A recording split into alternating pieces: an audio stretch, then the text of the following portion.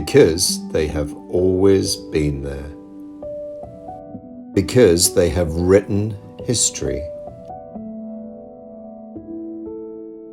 To all those women who have pushed the limits and proved that the sky has no gender, welcome to this video dedicated to women in flight.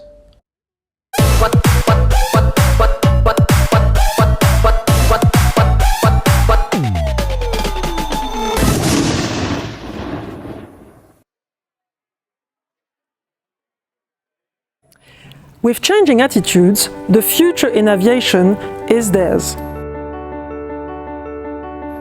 I hope I can be an inspiration to young girls and boys, and I will tell them that with hard work and strong will, your dream is attainable.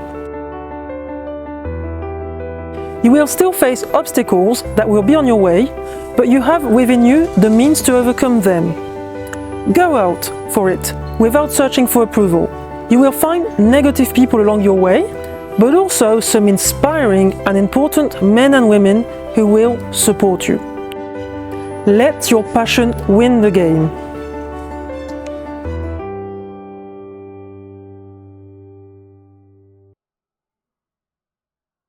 Even nowadays, it is still not easy for women to break through in a male-dominated area. You need a strong and determined personality to succeed. In aerobatics, there is quite a physical barrier, as planes' controls can be very heavy on some sequences. I spent hours and hours in the gym to have enough strength to fly dynamically.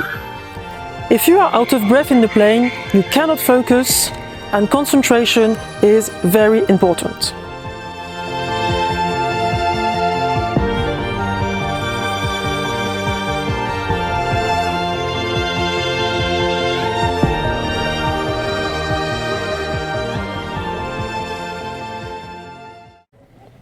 Then, of course, as women, our sports career is shorter if we decide to start a family. Pregnancy and having children is quite often the reason why some of us quit the sport. Whatever happens, it removes you from the front of the scene for at least 1 year.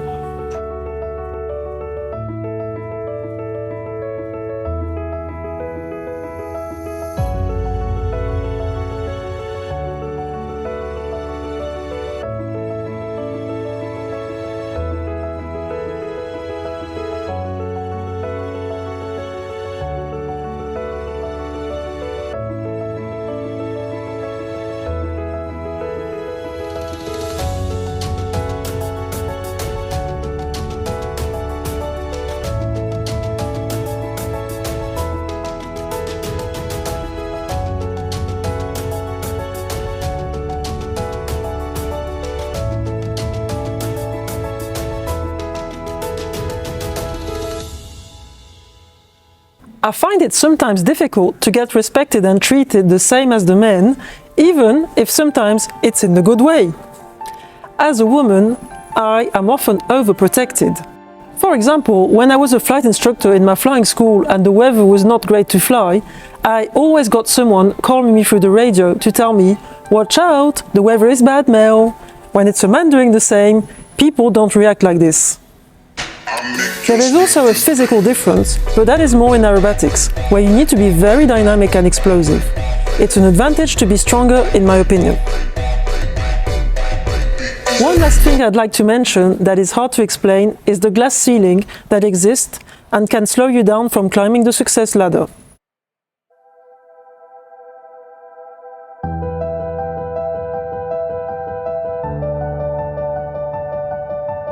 Of course, there is Amelia Earhart, that I admire, who is the first woman to have crossed the Atlantic.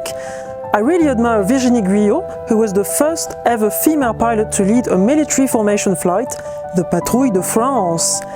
I had the chance to meet her closely during a lunch organized by a common friend, and we really got on well together and shared the same values, such as dedication and search for precision. I also have a deep admiration for Nicole Malachowski, who was the first female pilot to fly for the United States Air Force Thunderbirds in 2006. Finally, I have a huge respect for Amanda Lee, who has entered into aviation history by becoming the first female Blue Angels pilot.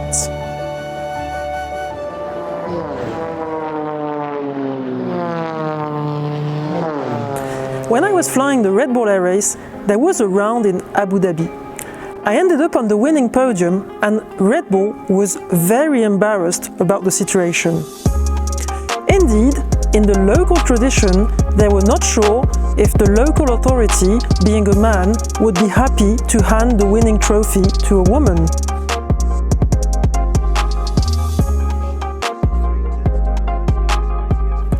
When I was a young professional pilot, I went to a job interview for a business jet company, and the boss started telling me that he was not keen to employ a woman because women get pregnant.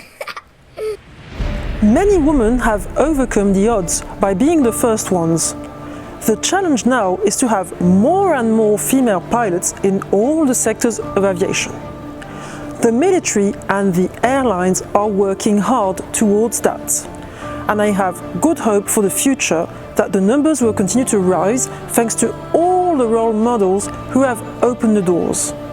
On my side, I will continue to do my best to inspire and prove that women can fly.